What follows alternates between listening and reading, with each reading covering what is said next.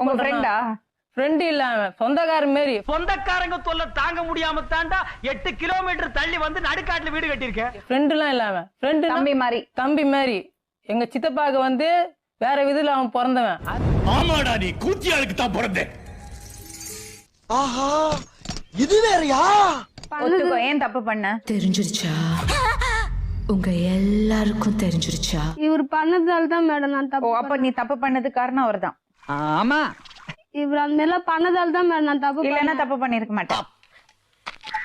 அதுவும் இல்லாம இவங்க வீட்டுல வேற சேர்த்துட்டாரு மேடம், ரெகுலராவே சேர்த்துட்டாரு மேடம்.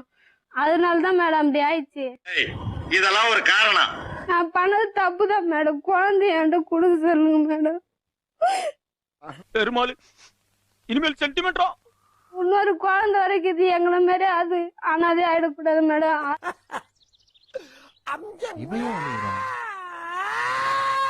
அதுக்கு அந்த உங்க அம்மா கஷ்டப்பட்டாங்கல்ல உங்களை வளர்க்கறதுக்கு.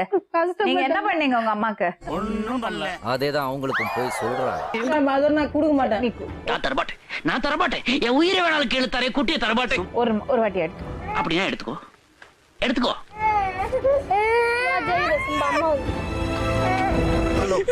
இப்ப அழுதாவே இல்ல. நான்